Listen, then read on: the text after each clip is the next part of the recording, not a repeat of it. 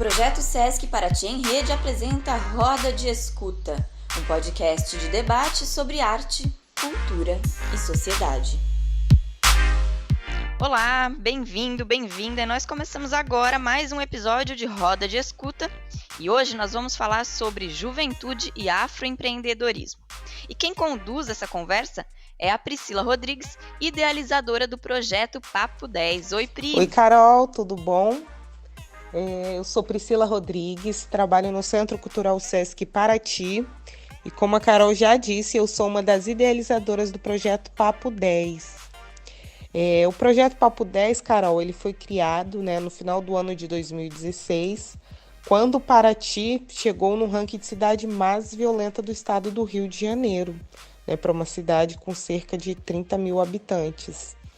E surgiu o projeto que foi fruto de um desafio do gestor da unidade do Sesc Paraty para com a juventude que trabalha, na unidade.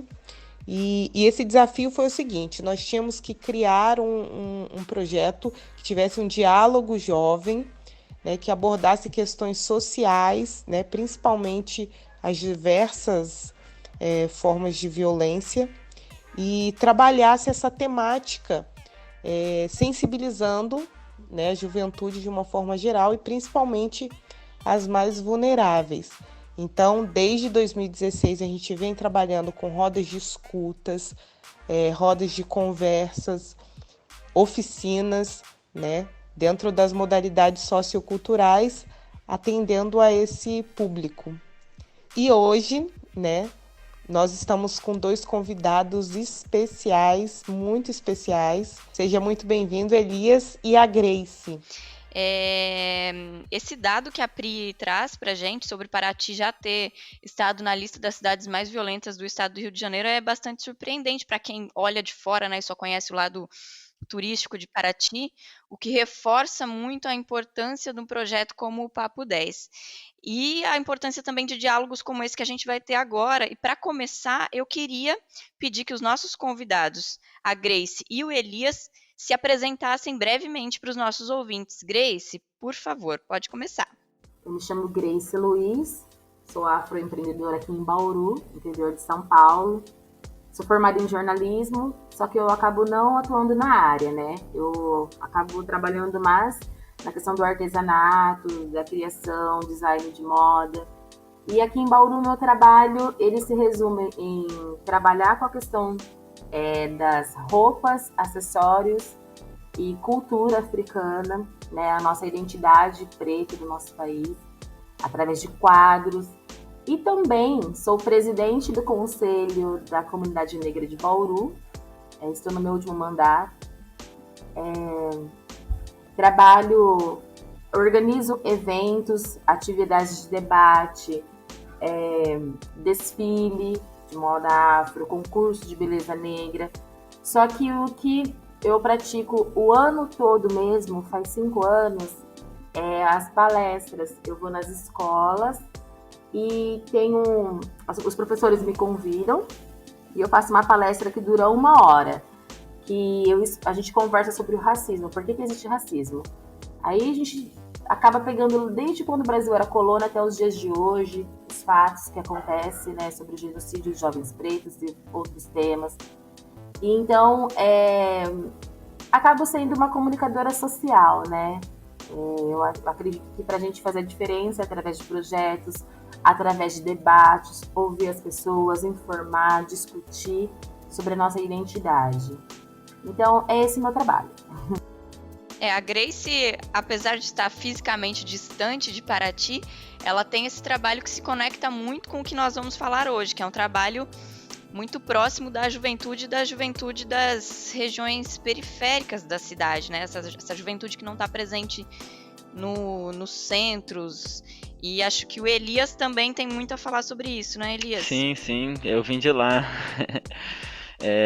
Meu nome é Elias Júnior, eu sou morador do bairro da Mangueira, aqui de Paraty, E a minha história é que eu cresci no meio de uma juventude que acabou se envolvendo, com crime, com facções criminosas, que foi o que culminou em toda essa guerra que aconteceu aqui e acabou levando a gente, né, a nossa cidade, né, até mesmo a cidade mais violenta do Rio de Janeiro, né, por um período de tempo.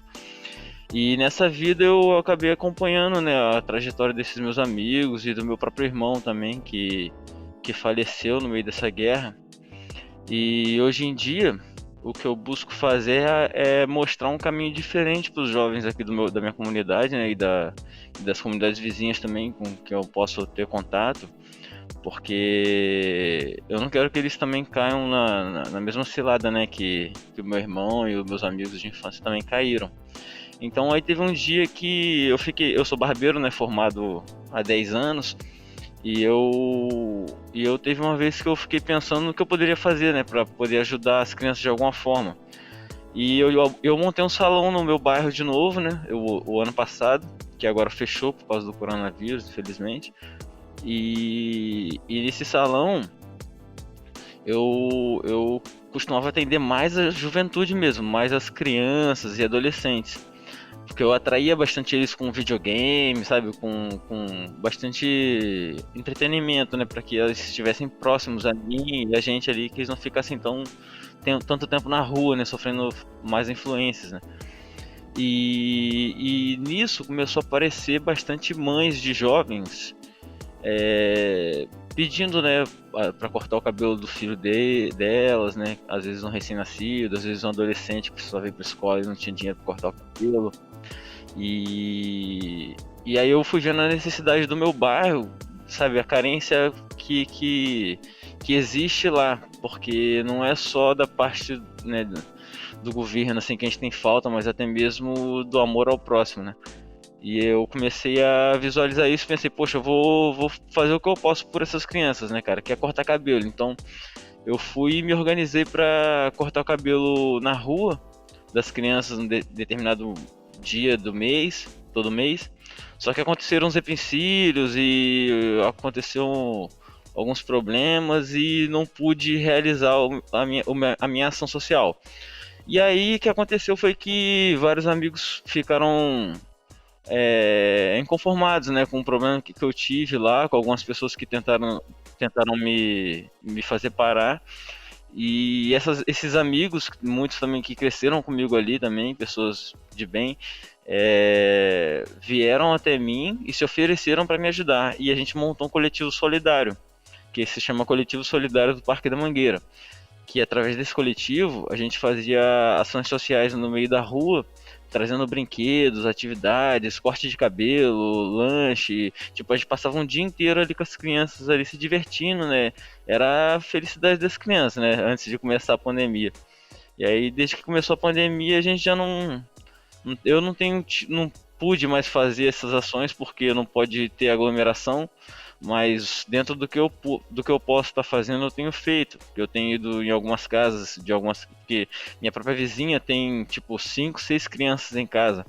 E tanto ela quanto o marido dela estão desempregados. Então eu vou lá, eu corto o cabelo das crianças, assim, os que me procuram, eu sempre ajudo no máximo que eu posso. Acabou virando uma figura importante no seu bairro, né? Mais ou menos.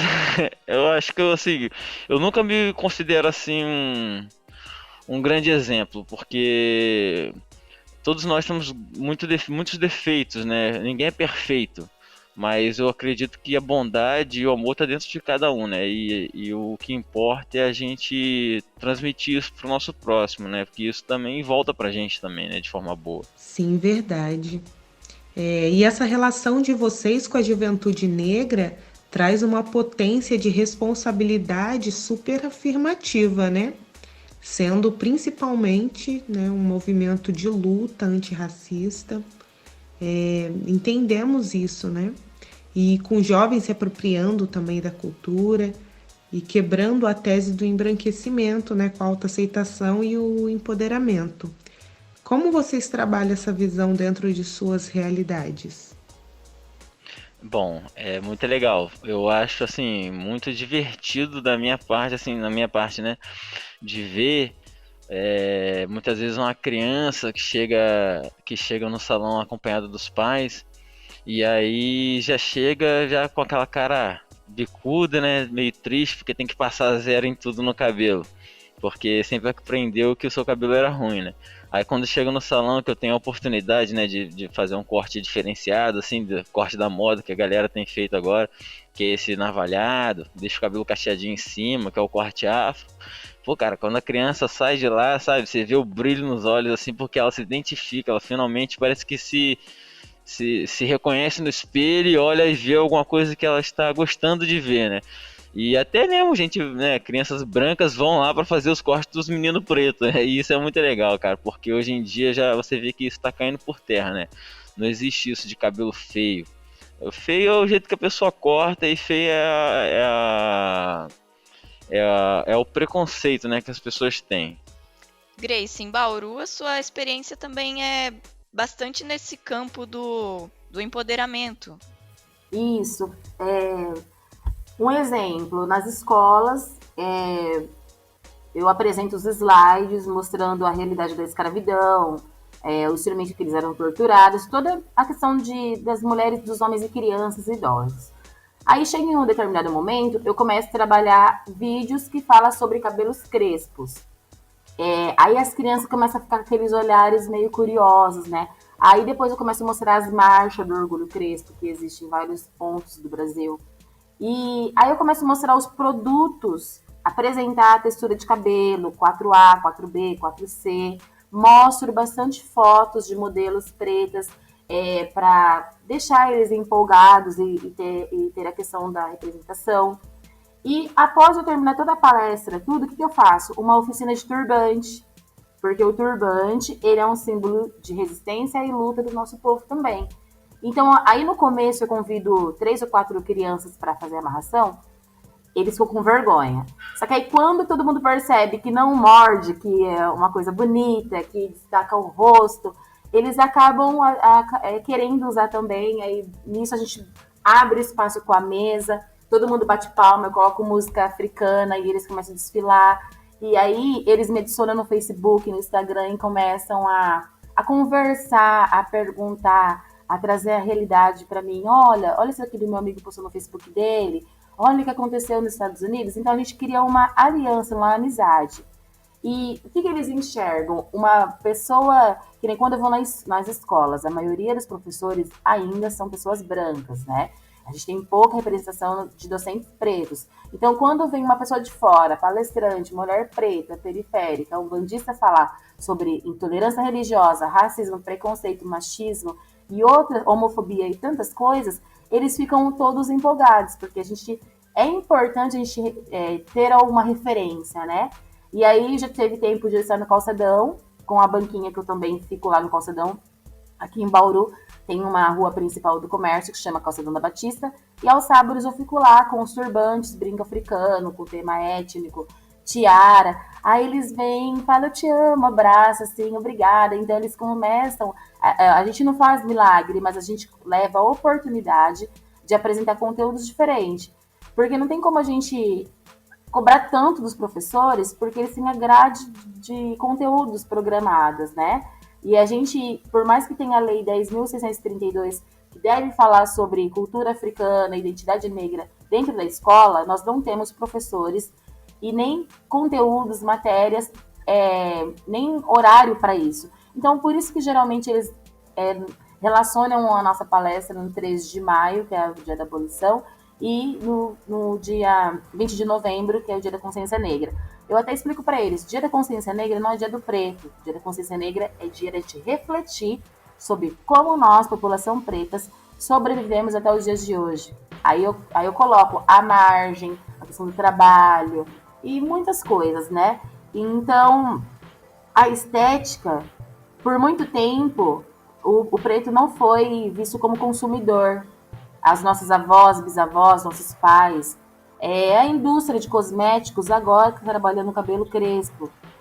Por tempo a gente ficou invisível, seja homem, mulher, criança, agora tem várias linhas de cosméticos.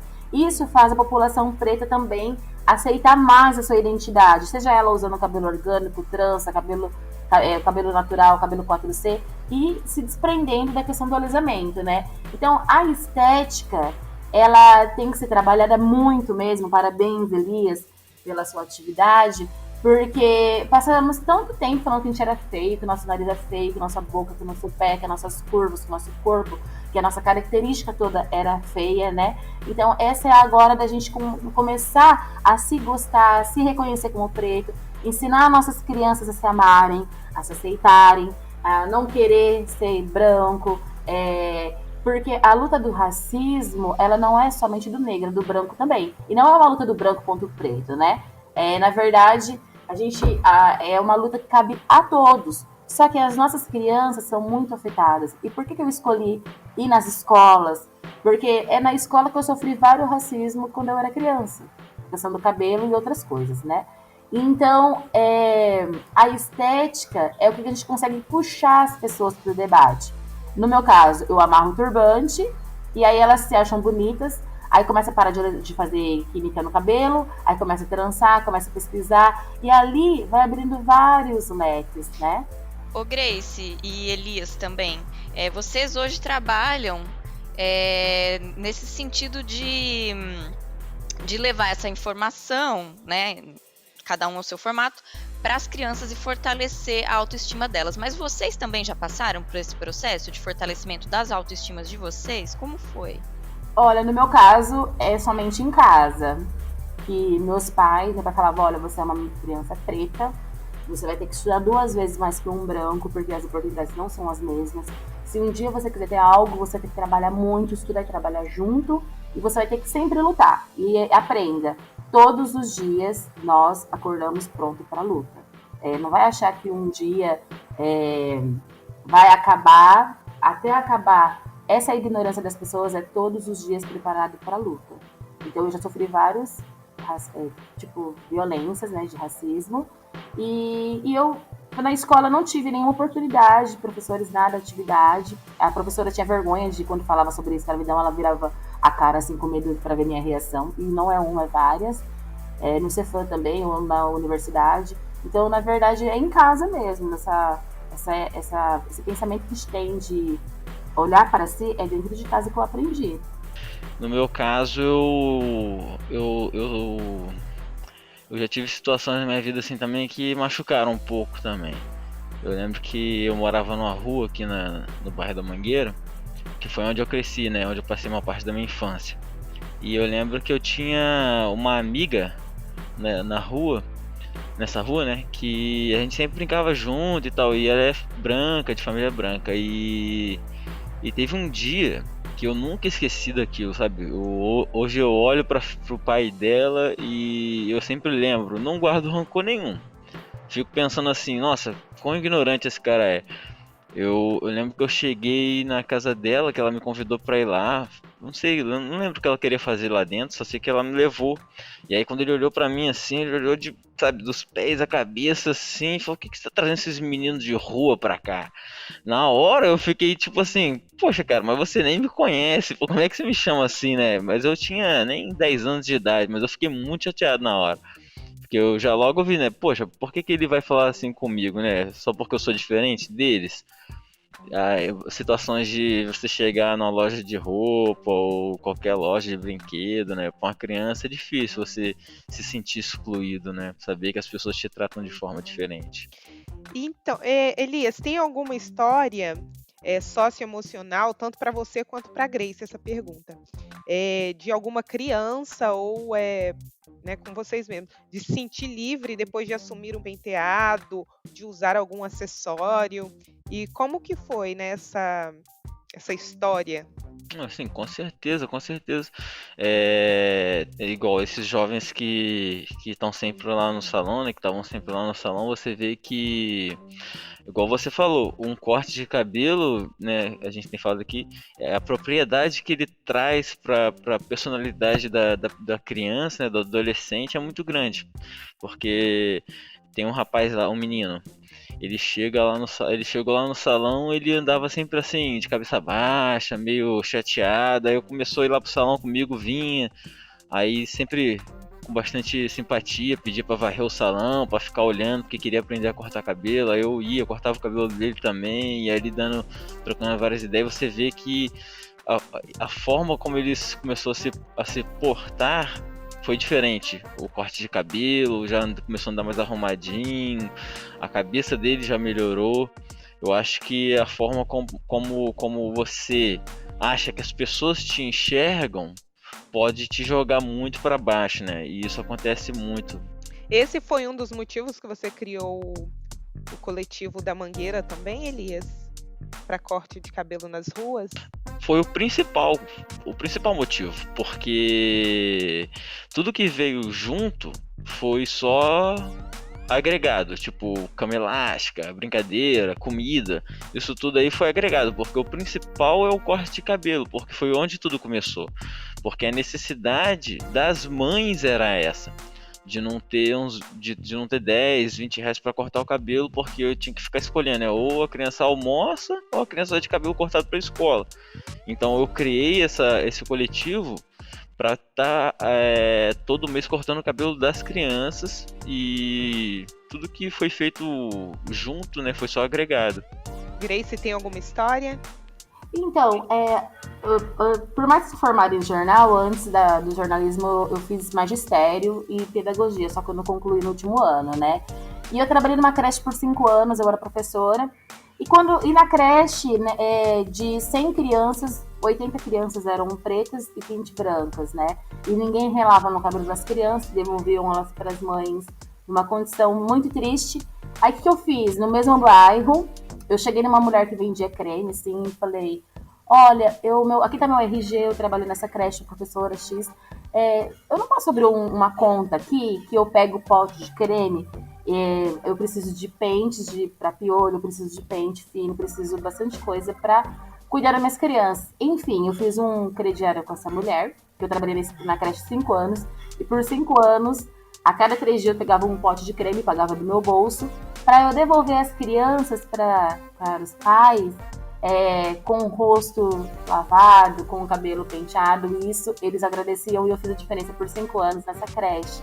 E me alegra muito lembrar dessa fase, que antes disso as pessoas não relavam no cabelo das crianças porque falavam que não, argumentavam que não conseguiam pentear. Na verdade, era o racismo mesmo, falava que era cabelo duro, cabelo ruim e não ia mexer, e eu acabei mudando essa realidade. Já agora, em 2019, 2020, eu fui no CRAS esse ano, eu fui no CRAS próximo ao meu bairro, aqui no Geisel, e para fazer a oficina de turbante das mulheres, agora em março. E aí eu fiz a palestra, expliquei também sobre o racismo, o preconceito, intolerância religiosa. E aí amarrei o turbante, consegui bastante doações de tecido, amarrei o turbante em várias pessoas e dei os turbantes. Quando chegou no sábado, nessa mesma semana, 2 irmãs levou o pai e a mãe lá no calçadão para conversar comigo, falando que gostou da palestra, que estava se sentindo feliz com o cabelo, que estava livre, que agora não tinha vergonha de achar ele armado, que aí eu já oriento os cremes também, né? E, nossa, é muito gratificante. Só que, na verdade, o nosso trabalho, ele como se diz, é um trabalho de formiguinha, mas eu acho que deixa a gente muito contente, porque a gente consegue levar um pouco de conhecimento para outras pessoas. Exato. E visto que nós vivemos em um país racista, muitas pessoas enxergam a nossa apropriação e autoaceitação da cultura afro como moda, né? Você tem algum posicionamento sobre isso? A questão da apropriação cultural, né? Que é um debate muito presente nas mídias sociais e um debate importante e necessário também, né? Então, mas olha, no meu ponto de vista, a apropriação cultural é quando você toma posse da cultura de outro povo e enriquece em cima deles. Um exemplo: eu vendo um brinco de MDF do garfo, pente garfo, que representa a nossa identidade. Aí o chinês vai lá, produz o mesmo garfo de plástico ou de borracha e vende por R$5, enquanto o meu de MDF é 20 ou 25. Então, isso é uma apropriação cultural. A outra pessoa de outra cultura pega a nossa identidade, banaliza ela e acaba lucrando em cima disso. Aí, Grace, mas a questão do turbante. Do meu ponto de vista, o nosso turbante, ele é um símbolo de luta e de resistência, sim. Só que Tem pessoas que acreditam que mulheres brancas não podem usar turbante. Eu já acho que pode, porque a nossa luta não é do preto contra o branco. Eu acho que a nossa luta ela é para acabar com esse abismo que existe. Então, e o turbante, ele nasceu na Ásia, veio para a África e entrou no Brasil através das mãos dos nossos ancestrais na condição de escravos, né? Então, uma das maneiras de a gente conseguir também diminuir essa distância é a gente não usando o turbante como moda, tendo a consciência sim de que é uma ferramenta de luta, só que eu acredito que mulheres brancas podem usar o turbante. Agora, a questão das tranças, que eu já acho que pega um pouco, porque as tranças nossas mães usavam para quando chegasse na escola você não pegasse piolho ou as pessoas ficassem rindo da textura do seu cabelo. Então a trança é uma defesa. Só que eu não tenho nada contra assim quem usa as tranças, mas no meu ponto de vista não é legal sobre a questão de apropriação cultural, porque para mim a apropriação cultural é quando a gente toma posse da cultura do outro e enriquece em cima disso. Tem blogueiras que são brancas, passam maquiagem, que pra mim é blackface, né, pra ficar mais preta, e trançam o cabelo. Isso daí eu já acho uma falta de respeito, né, porque é a questão da faz porque está na moda. Quer ser preto porque está na moda, mas não quer passar pelo que nós passamos.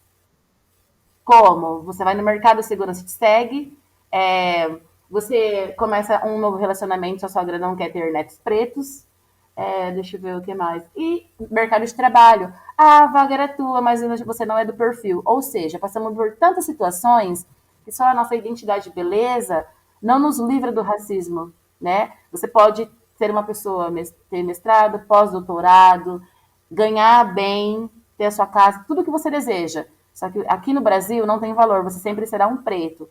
Por isso que eu acredito que a nossa luta não pertence somente a nós pretos, a todos.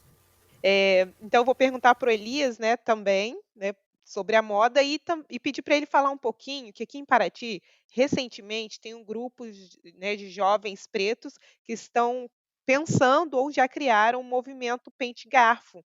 Eu queria saber se o Elias, né, conhece esse movimento, se, né, conte um pouquinho, Elias. O movimento Pente Garfo, ele foi idealizado por três jovens negros daqui de Paraty, o Thomas, o Valdir e o Kainan. E eles sempre tiveram esse orgulho de ter o cabelo black e a raiz africana. Eles se inspiraram em um vídeo de challenge de empoderamento negro e me chamaram para participar, mas só para cortar o cabelo deles, né? E acabaram ainda me chamando para participar do vídeo, né? E esse vídeo acabou repercutindo e a galera compartilhou muito. Ficamos muito felizes de ver principalmente a nossa tribo, né, se inspirando e fazendo seus próprios challenges. Quero deixar meu agradecimento ao coletivo de mulheres negras aqui de Paraty, o Articula Preta, por ter nos dado força e deixado uma homenagem no Facebook. Máximo respeito a vocês por toda a luta e resistência, máximo respeito mesmo.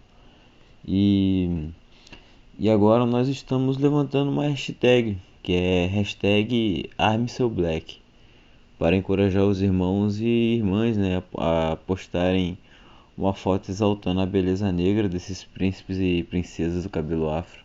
E esse movimento, o Pente Garfo, é um movimento, então, de caráter até político.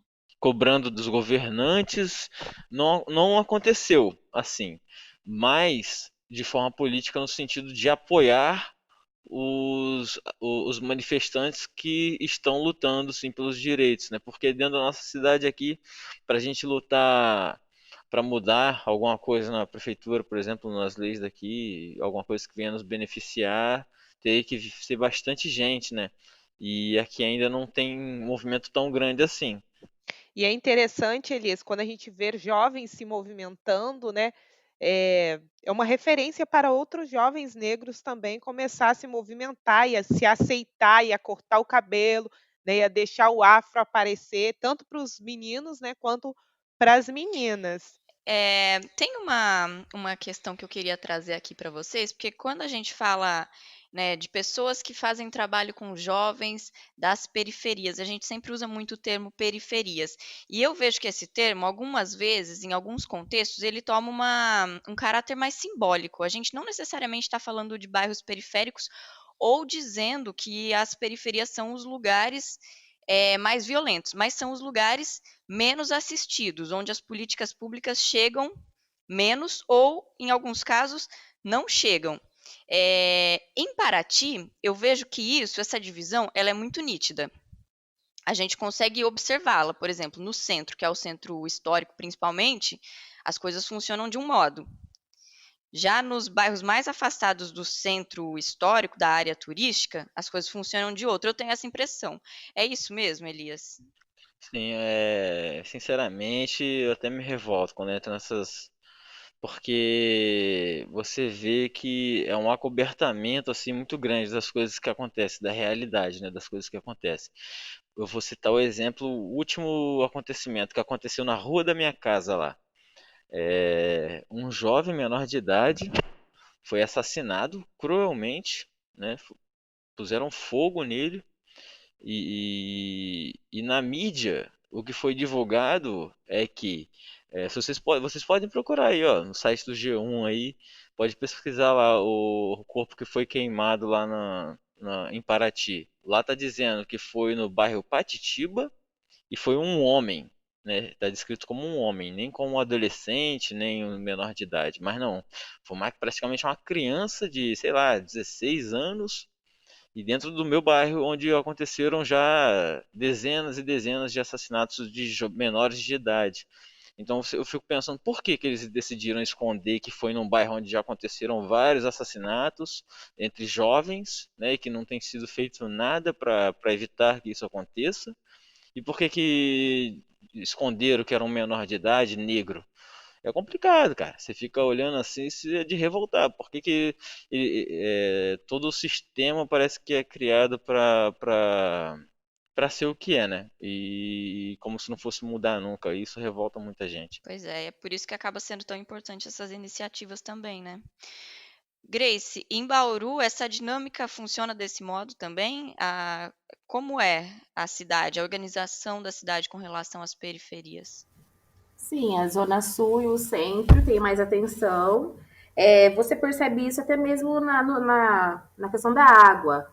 Eu nunca vi acabar a água no Jardim América, no Estoril. Que são zonas consideradas nobres, né? Isso, agora o Geyser, que é o Coab, vive mais sem água do que com água. Muitas ruas também não são asfaltadas até os dias de hoje, sendo que você já vai na zona sul de Bauru, é tudo limpo, arrumadinho. Então, existe essa falta de descuido, né? De cuidado, aliás, desculpa. Existe essa falta de compromisso com a população. E todos pagam um imposto, então todos deveriam ter esse retorno, mas isso na prática não acontece. Existe então um cuidado somente com a classe média e a classe baixa não, fica sem nenhum tipo de assistência. E a sua presença nas escolas é principalmente nessas escolas dos bairros mais afastados das regiões nobres? Isso, a maioria das escolas são escolas periféricas. Eu vou conversar com crianças que em casa às vezes não tenho nem o que comer. Ô, Grace, você fez um evento, né, não sei se foi uma das idealizadoras, que se chama Filhas de Sara, né, que foi uma palestra para 300 mulheres negras. Queria que você contasse um pouquinho dessa experiência e também de um projeto para crianças, né? Se tem algum projeto que você faz para crianças, para valorizar. Conte um pouquinho para gente. O Filhas de Sara foi o primeiro evento que eu participei para 300 mulheres. E foi um encontro de mulheres que eu tinha que falar sobre o turbante, sobre o racismo. Foi uma experiência muito boa, fiquei extremamente nervosa, porque eram 300 mulheres ouvindo, né? E foi aqui em Bauru, no ano de 2014. Antes de começar com os eventos junto com o conselho. Eu só amarrava turbante na época. E aí, esse evento aconteceu, e aí eu pensei assim, se eu consigo falar para 300 mulheres, eu consigo falar para crianças, eu consigo ir nas escolas. Aí eu já fiz palestra também no Correios, na ITEC, aí comecei a ser chamada na universidade. E para criança, o projeto Afro Kids, eu enviava convite para as mães, para a gente fazer um debate com as crianças no Horto, aqui em Bauru, Horto Florestal aqui em Bauru. Aí geralmente a gente fazia um piquenique, uma roda de conversa, a gente falar sobre cabelo, corpo, a questão das bonecas pretas, por que tem mais brinquedo para crianças brancas, a questão das crianças, a gente conversava sobre por que nos contos de fadas as princesas e os príncipes são brancos, por que nas novelas, filmes, é tudo branco. E como que a gente se sentia, né? Então, o evento Afro Kids era isso, era para a gente trabalhar o empoderamento, a discussão sobre o nosso cotidiano e também fotografar as crianças, tirar foto, para elas se sentirem bonitas e importantes. Ô Grace, nesses eventos, né, eu estou imaginando aqui, que já aconteceu também aqui no Sesc, de ter uma contação de história negra que as crianças se identificavam como brancas, né? Crianças negras se identificavam como brancas. E quando elas ouviam a história e via que, né, tem uma mulher negra que é guerreira na história, falavam, nossa, eu sou essa, sabe? Ter essa autoaceitação. E como que é isso para você, assim? Trabalhar com crianças e ver essa realidade delas, né, de autoaceitação. Não, eu sou negra, né? Eu não sou branca. Aí isso é ótimo, é uma vitória, porque passamos por tantos séculos massacradas, fazendo a gente querer embranquecer, e agora as crianças tendo a oportunidade de terem conteúdos, contação de história, desfile, eventos, concurso, eu acho que faz elas tenham mais facilidade delas não se sentirem pretas, né? E com essa identidade viva dentro delas. Porque todas nós sempre gostamos do nosso tom de pele, da nossa identidade característica. Só que quando a gente chegava em outros grupos que a gente sofria essa rejeição, seja na escola, brincando na rua ou na universidade, a gente tentava ser aceito nesse grupo, né? Mudando a nossa identidade. Agora, as crianças, elas participando desses eventos, tendo essas contações de história, toda essa cultura mostrada para elas, eu acho que é uma forma da gente conseguir combater o racismo com mais facilidade, né? E, e educando nossos filhos para esse problema que existe, mas também a solução é inserindo eles nesse contexto, trabalhando, incentivando.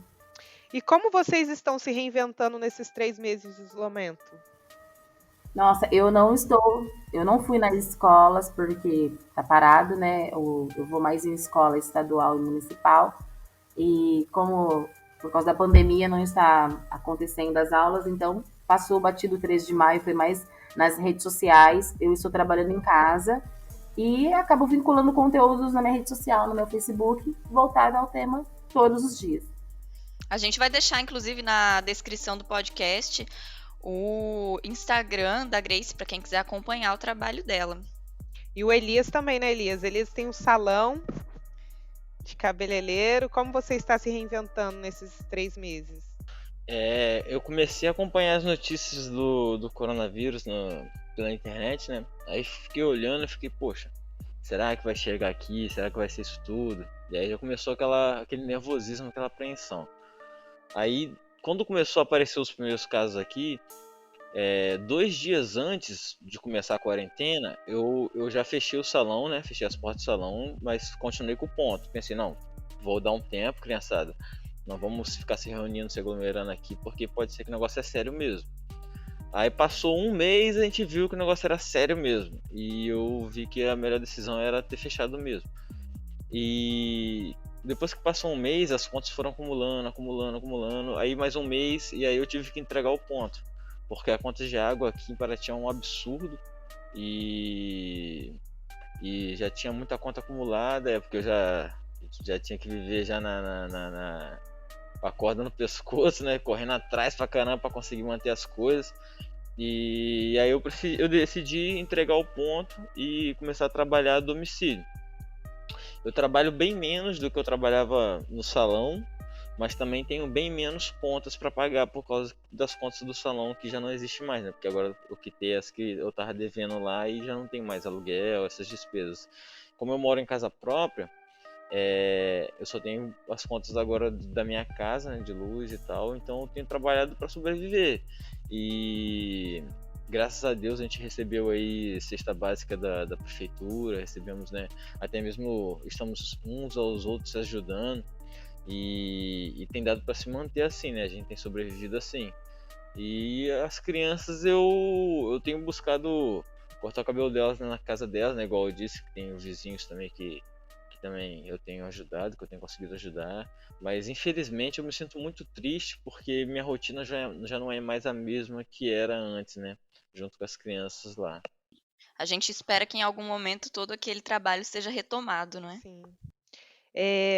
Eu queria saber também o que motivou, Elias, tanto você quanto a Grace, vocês a entrarem nessa área, né, do afroempreendedorismo, e se tem alguém hoje, ou se alguém inspirou vocês ou inspira, e não só no afroempreendedorismo, né, quanto nessas ações sociais, porque igual o Elias começou, pelo que eu estou entendendo, eh, né, pelo corte de cabelo, só como barbeiro. Aí depois ele foi para essa mobilizador social. Então, quem te inspirou? Se teve uma pessoa?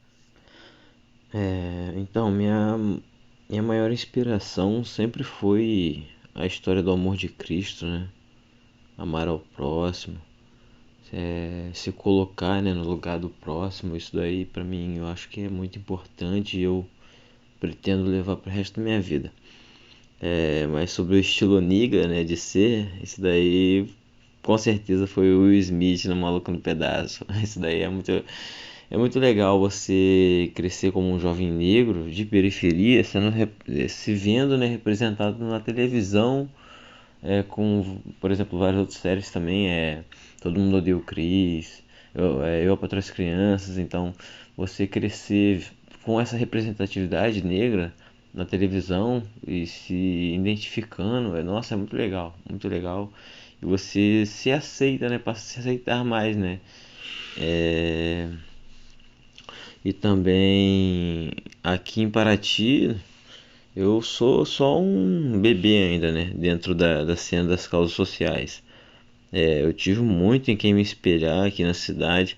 A gente tem a galera da comunidade aí do rap, o meu mano Formiga, o MC Kalahari, a Banca 61, que sempre me ajudou aí nas minhas causas, na causa da minha comunidade. A galera que faz um som pesadíssimo aí de rap, os caras são verdadeiros artistas, né? Que eu sei que ainda vão alcançar ainda muito mais, porque tem uma galera de coração bom e que tá sempre correndo aí pelo certo, sempre em busca aí do melhor pra comunidade, sempre pensando nas causas sociais. E tem a galera do Slam, né? A galera do Slam de Quinta, que já faz um trabalho lindo com sarau de poesias, de batalhas de poesias, muita cultura, educação. Há mais de 3 anos eu tiro o chapéu para Natália Leal e toda a galera do Slam. Tem a galera da Roda da Rodô, né? Da Batalha de Rima. Nossa, Paraty tá cheio de arte e cultura da periferia. Grace? O que me motivou a trabalhar com afroempreendedorismo e também ir nas escolas é por sempre ser vítima de racismo, né? E não tinha recursos, nem quem defendesse. Aí eu fiquei pensando, por que isso acontece? E outra coisa, essas roupas que eles vendem não tem nada a ver comigo. A hora que eu tiver oportunidade, eu quero ter algum espaço que eu acabo confeccionando acessórios e vestuários para pessoas pretas. Gente que gosta de coisa chamativa, alegre. E aí eu tive a oportunidade em 2016, 2015 eu fui mandada embora de uma empresa que eu trabalhava. Um exemplo, entrei na empresa em 2014 como auxiliar administrativo. Aí meu coordenador saiu, o diretor da empresa falou que eu era responsável por resolver os pepinos, mas eu não tinha. Eu fazia tudo de uma coordenadora. mas eu não tinha o título de coordenadora. Por que vocês acham? Por causa do tom da pele. Mas enfim, e aí eu fiquei 6 meses sendo coordenadora desse pessoal, sem o título de coordenadora e nem ganhando o a mais, né? Ganhando o mesmo valor. E aí, eu sempre fui vítima de racismo nessa empresa. Recebi até e-mail assim: favor evitar vir com esmalte chamativo, maquiagem chamativa. Era para mim. Brinco chamativo, porque eu era a única negra, tipo, de 90 funcionários, então era eu, esse e-mail era para mim. Amanhã vai vir o banco X aqui na empresa, vir com o cabelo escovado. Eu não ia, eu ia com o meu cabelo black para cima. Então, isso foi me dando mais força de eu falar, meu Deus, eu preciso trabalhar com alguma coisa que fala sobre a minha identidade, porque eu tô cansada de ficar sendo oprimida. E aí, acabei treinando uma moça branca, do cabelo liso, cabelo loiro, olho claro. E quando eu treinei ela, ela acabou ganhando, ela pegou meu posto, né? Acabou ganhando mais, R$ 1.000 a mais do que eu. E também com o título de coordenadora. Enquanto eu fiquei 6 meses resolvendo pepinos, eu não era coordenadora. Então, isso me deu mais força de eu realmente trabalhar de autônoma, né? Porque isso não foi a primeira, foi várias vezes que eu já tinha passado por isso. E de eu entrar até em uma empresa e as pessoas ficavam, e aí, o cabelo pichain, cadê? Mostra aí. Então, foi várias coisas que fazendo parte do meu histórico. Eu falei, meu Deus, eu preciso fugir de tudo isso e voltar para minhas origens. Aí foi onde, em 2016, mas eu trabalho com as palestras desde 2014. Só que em 2016, que eu fui mandando embora dessa empresa, aí todo o valor que eu tinha de fundo de garantia, eu fui para São Paulo, comprei um monte de mercadoria étnica, afro, comprei coisas chamativas, tudo voltada para a nossa identidade de mulheres e crianças pretas. E aí comecei a confeccionar batas africanas. Hoje em dia eu já diminui isso, eu vou renovando sempre. Então eu acabei unindo o meu trabalho de trabalhar com vendas de acessórios, turbantes, brincos e vestuários afro e criações dessas coisas, e também de ir nas escolas falar sobre o que a gente vivencia. Isso é muito importante. Bom, a conversa está muito boa, mas nós temos que nos encaminhar para o fim. Nosso tempo já está se esgotando. Pri, você tem mais alguma pergunta, mais algo a dizer? Eu tenho. A Grace, ela é presidente do Conselho da Comunidade Negra de Bauru, né, Grace? Isso. Isso. E assim, né, grande potência, hein, Grace? Fiquei muito feliz. E eu queria que você, né, dissesse assim e contasse um pouquinho sobre trabalhos de colegas, dentro também dessa pegada de afroempreendedorismo. Se você tiver algum trabalho de colega que queira indicar ou contar um pouquinho da experiência, né? Ó, o Conselho Municipal da Comunidade Negra de Bauru, ela existe aqui em Bauru desde 2003. Eu era criança, então quando eu já via no jornal eu queria falar que eu quero ser um deles. E o conselho, ele é vinculado à prefeitura. A gente não tem muito, vamos supor assim, a gente não tem uma verba que recebe para trabalhar no conselho. Não, nós somos voluntários também. Então, o que acontece? O conselho, como ele é vinculado à Secretaria da Cultura, a gente consegue participar do aniversário de Bauru, da exposição, tem eventos da cidade, a prefeitura ela cede o som, o espaço, a gente vai no Poupa Tempo, faz o alvará. Ah, e tem que fazer um desfile no Vitória Régia, no aniversário de Bauru. Aí eles dão um apoio, dão todas as ferramentas necessárias, né? O Vitória Regia é o principal parque de Bauru, né? Para quem não conhece a cidade e está nos ouvindo. Isso, Parque Vitória Régia. E o conselho, qual que é a finalidade dele? Quando a pessoa ela é vítima de racismo, ela tem que saber que tem alguém que defenda ela. Então, aí nós temos praticamente 30 conselheiros de várias entidades, inclusive da OAB. E quando alguém fala, olha, minha cunhada me chamou de macaco, o que eu faço? Aí eu já encaminho, pego o telefone da pessoa, eu falo, quer que eu vou com você na delegacia? A maioria não gosta que vai junto, eu não acompanho. Aí a gente orienta a fazer um boletim de ocorrência e o advogado vai dando todo o procedimento de como que a pessoa tem que continuar com a denúncia. Então o conselho serve para isso, para orientar e defender as pessoas do racismo. Um exemplo, o ano passado eu vi no Facebook um grupo aqui de Botucatu, uma mulher preta estava amamentando uma criança, colocaram macaca, volta para senzala. Eu fui lá e imprimi. Entrei no Facebook dessa mulher que postou isso, Imprimi também, fui lá e fiz o boletim de ocorrência pessoalmente na delegacia. A escrivã falava assim para mim, nossa, mas ninguém nunca veio aqui fazer uma denúncia de racismo. Eu falei, eu sou a primeira, mas eu não vou sair daqui sem esse boletim de ocorrência. E está correndo, gente. Uma amiga minha também fez, ela já foi chamada, convidada para depor.